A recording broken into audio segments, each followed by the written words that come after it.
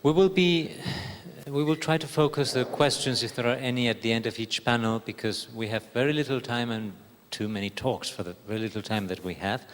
So I would like now to welcome Antonio Camurri, who is one of our co-organizers of the Metabody project from Università di Genova, InfoMus.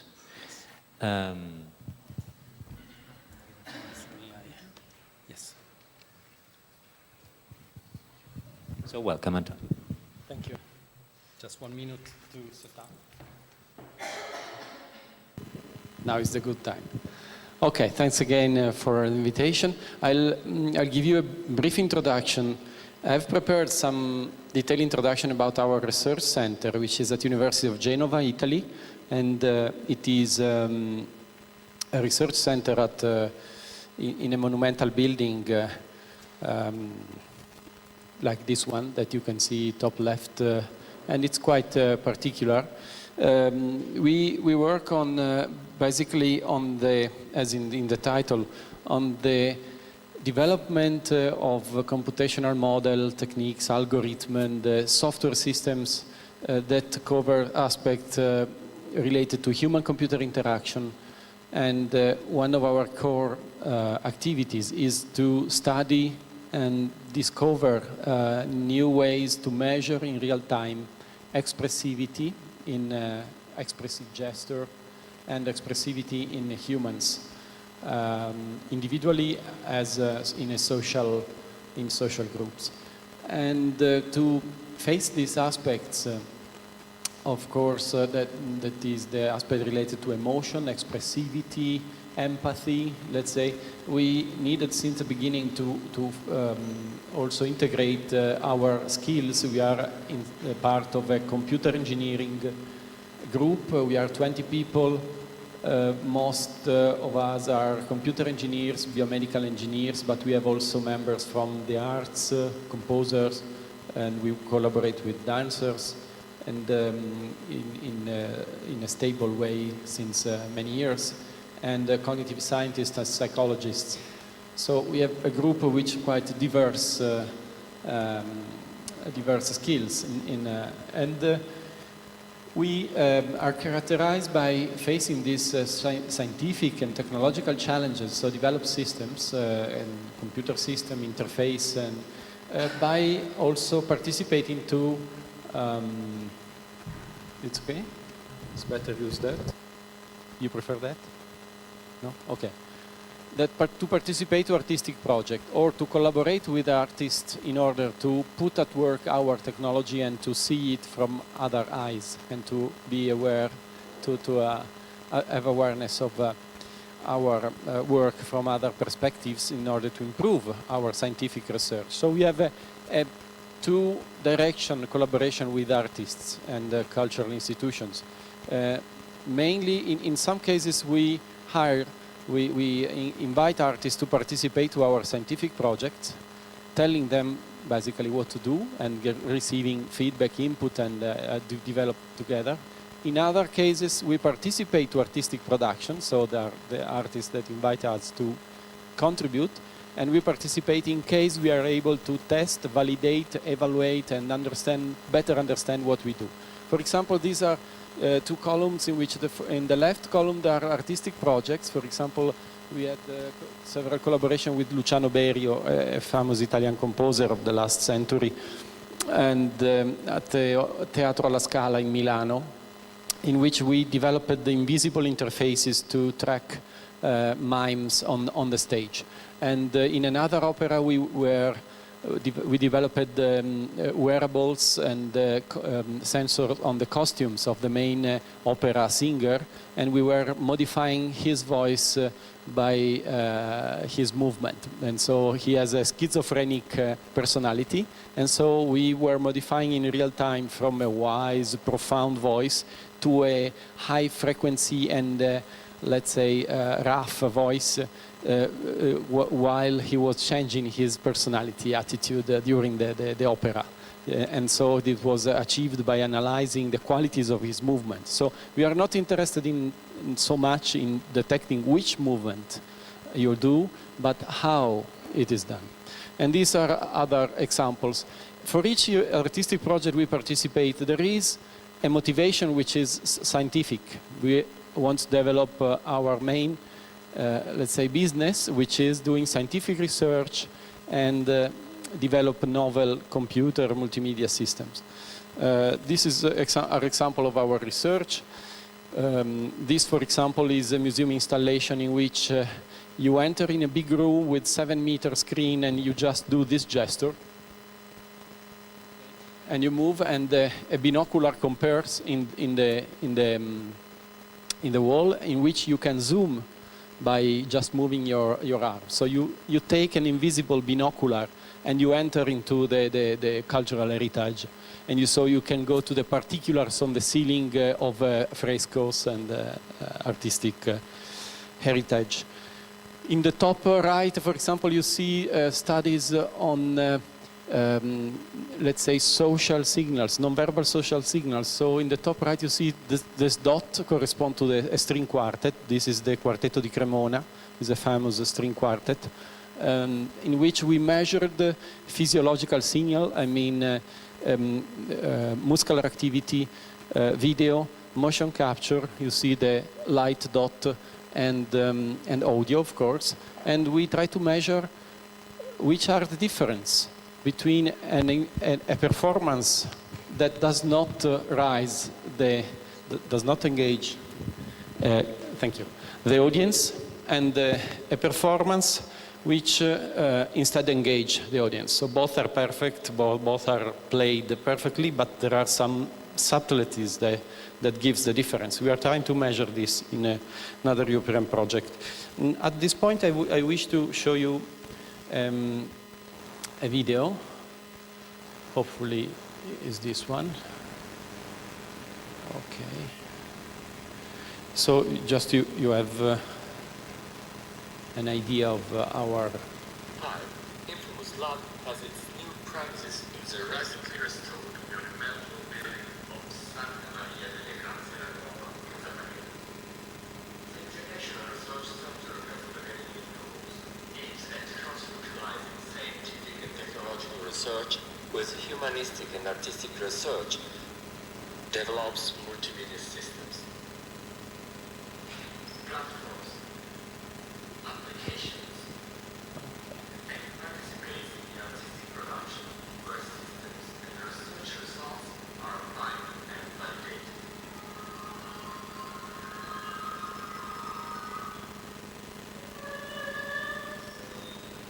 Cross-fertilization of scientific, humanistic, and artistic theories characterize the research methodology.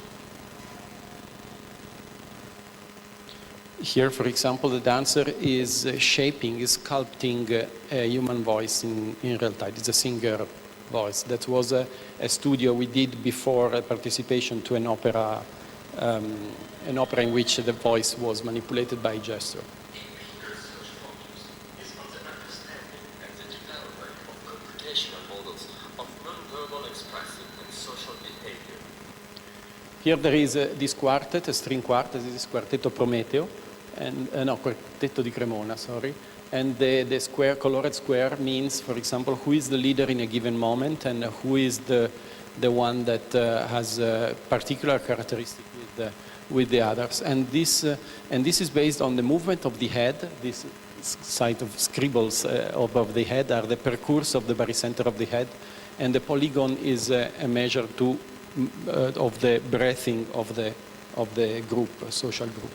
For example, in this experiment with Quartetto di Cremona, of the heads of the musicians are charged and expressive colors of the movement are properly shown. The Quartetto Prometeo is here used in two different interpretations of the same piece. Each way,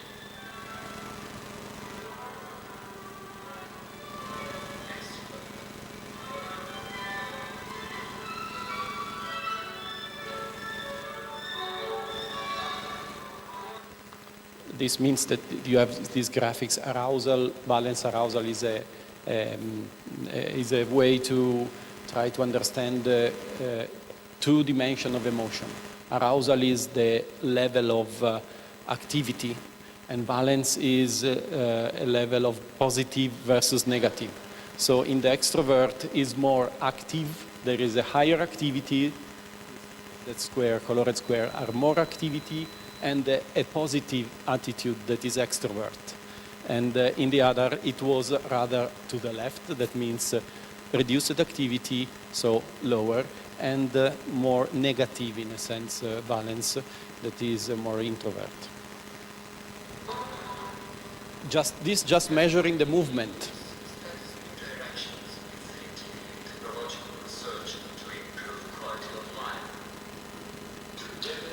Industrial applications and services.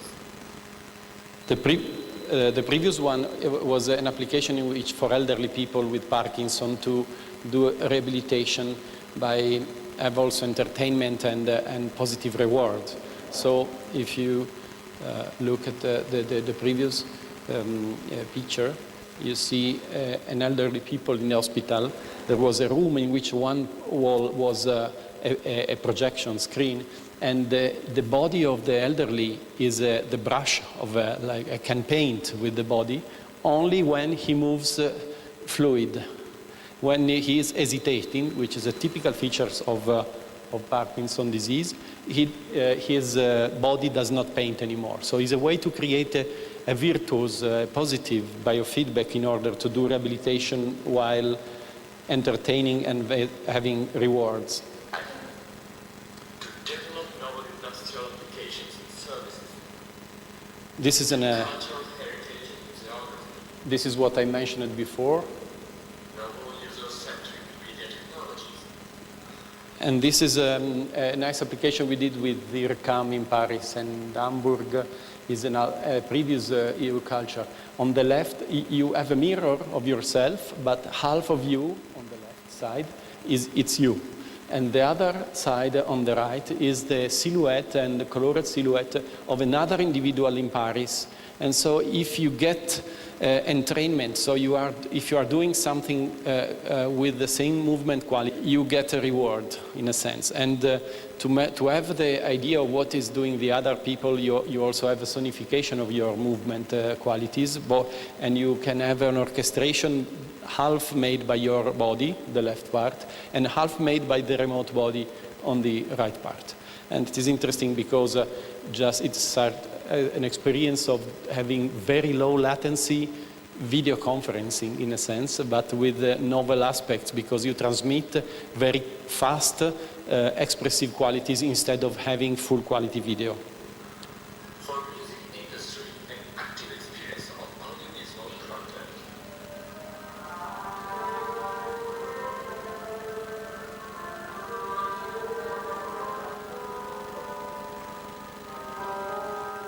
This is Accademia di Santa Cecilia in Rome. It was a permanent exhibition it's called Orchestra Explorer. So you move in a space where there is an orchestra, invisible orchestra, and when you are in the conductor position, you rise the right or the left part of the orchestra, and then you reach each instrument, and you can rise that instrument from the orchestra. And if you also have a way with respect of the instrument, so you go with a calm and respectful attitude, the instrument play correctly. If you are aggressive or you don't visit the orchestra in the correct way, the instrument detune or is frightened or does not sound. So there is a sort of also game for teaching the concept of playing together music to children.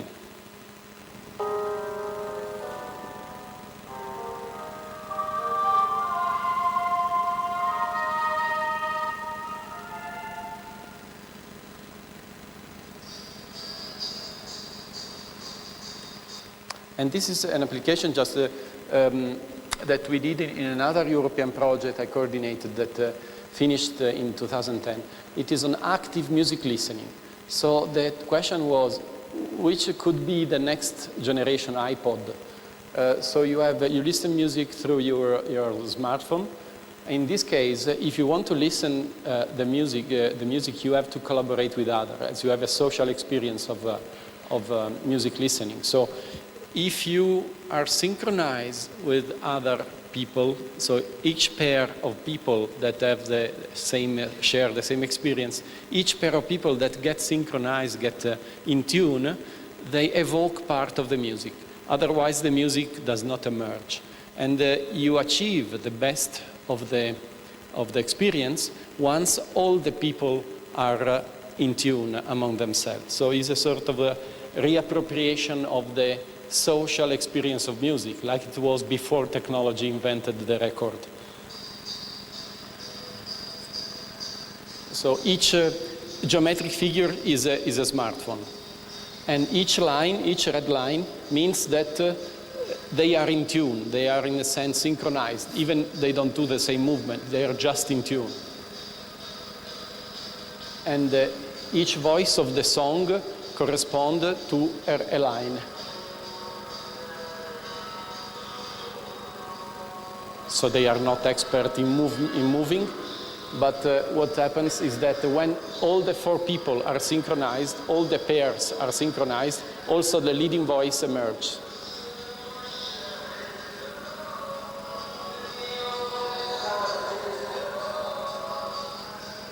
So you see that now they do only in separate pairs. Okay.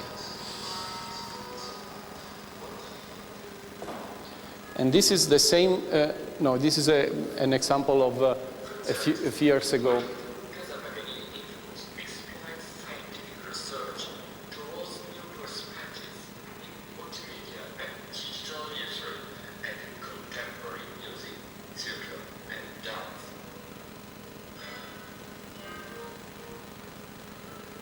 So this is a guitar in which the movement of the fingers on the keyboard of the guitar influence the timbral quality of the guitar. So it's a manipulation of the timbre of the guitar.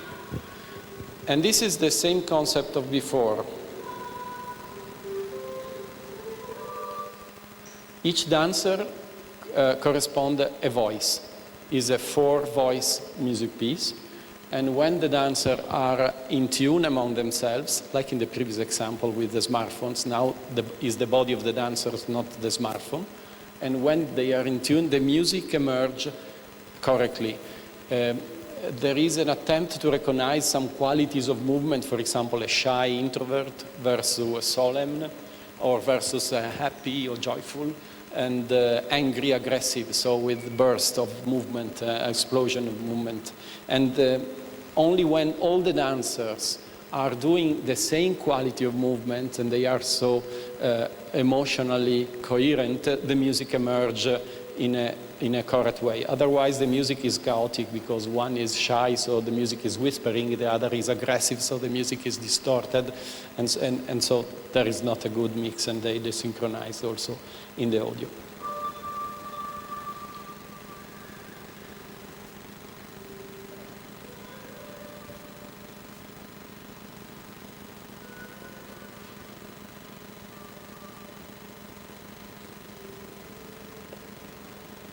Now is a bit whispering, the voice, because corresponds to hesitating, many pauses, and does not what to do in a sense. Now is changing the expressive quality, the other is jumping on the left, they are...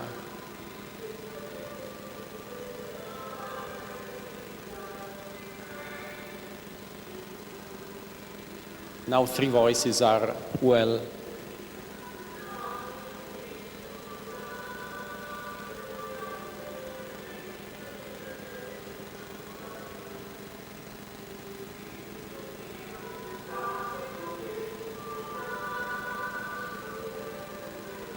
Okay, these are the dancers, Giovanni Di Cicco, the choreographer. And, okay. And this is something that I already shown yesterday. This is our site where we work, and it's a convent, and it's an auditorium, but it's used as a research lab. So this is a peculiarity of of our research lab. Now, if I have time, how much time I have? 5 minutes? 3? Okay. It's expressive. It's the expressive time. Sorry, I'm joking. Sorry. Okay. So I take you. I show you. I ask you to participate on a very simple experiment. And now I show you 2 short fragments of a violinist. Is the first violin of a Quartetto di Cremona. So it's very. And you see the violinist playing the same fragment. And I showed you 2 performances of the same fragment. In one, he is playing with the quartet, the string quartet, and so he's playing in ensemble. In another, I don't tell you which one, he's playing alone. But the music he's playing is the same. So I would ask you if you are able to recognize when he is alone and when he is playing with the others. Okay.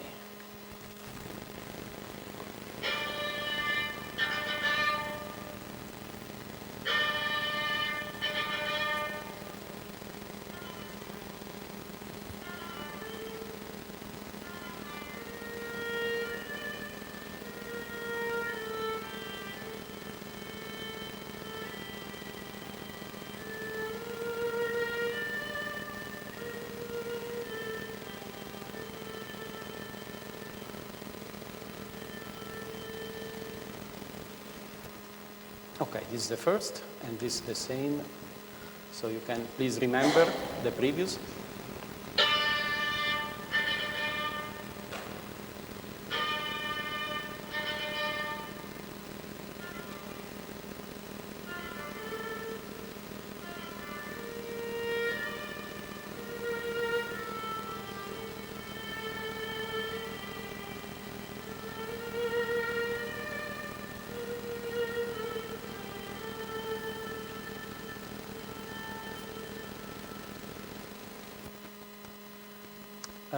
Who was thinking about the ensemble playing, the first or the second? Who is thinking that the ensemble playing was the first?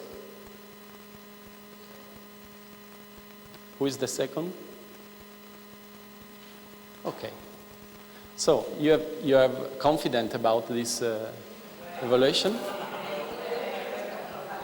No, just because not random. Okay.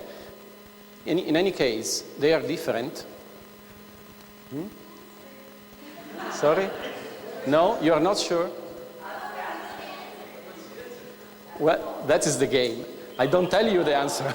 No. It's okay. It's okay. So in one of the 2, there was a strong rotation of the body, and there was a sort of attraction toward what is called the center of the quartet. So there was a sort of attraction point that was invisible but was implicitly performed by the musician. So there was not explicit sign. Here is they are so high level quartet that they don't do signs like 1, 2, 3, or no, they they synchronize, but they breathe and they do the very subtleties in their continuous behavior that allows to recognize. We did a test with the psychologist, University of Geneva, in which there is even only without listening, just looking at the person, and we had done also using only the skeleton, just so it is possible to distinguish by non-expert people. Of course, expert people recognize at a higher degree, non-expert at a lower, but not below the 80% of people. So we are studying, just to conclude with the example of our research, we are working with musicians. In this case, the musician had as you have seen, were some sensors.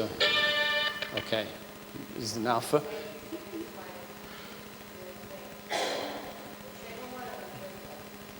The first one, okay. This is the second one.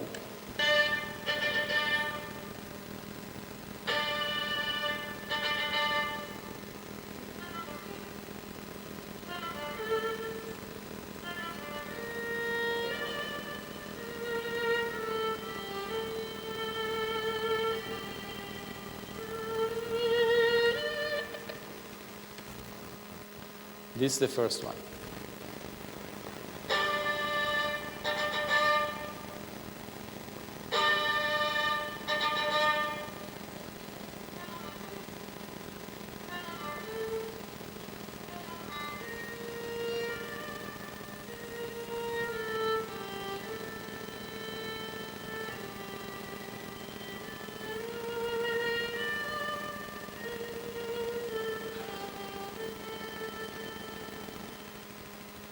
This last was in ensemble. Sorry? No, this one, that was the second. You got it. You're a dancer. You're a dancer. Okay, okay. This. Yes, I reversed it. Yes, sorry. Well, I'm. Yes. Anyway. Okay, well, it's like a joke just to wake up after lunch. So, but the message is that one of the ways in which we work to, for example, develop computer programs that try to understand fluidity, hesitation, like in Parkinson, or qualities like aggressivity, extrovertness, and higher level qualities like that are related to emotional and social. For example, who is the leader in a group, how much a group is in tune. Well, we proceed very often with such kind of experiments. This is a research question that we have developed techniques, and we are able to measure and to recognize from very simple cues when an instrument is playing, a musician is playing alone and one with others, or to measure who is the leader while in a group while playing.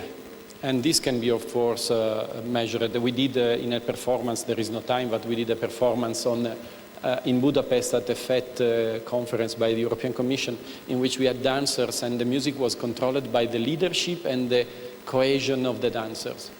And for doing this research, we need to have a specific experiment in which do repetition of the same music by different musicians, the same musician repeated several times. We record muscular activities. You see that the violinist is tortured with sensors, and there are video cameras, microphones on the instrument in order not to capture also the audio of other instruments, and so on. So it's a very complex procedure, but it's a scientific paradigm, let's say, to study expressivity and social signals that is characterize our work, and is one of the motivation for being in such a beautiful place that sometimes the local in Genova, sometimes we had people coming say, why engineers should stay in this space?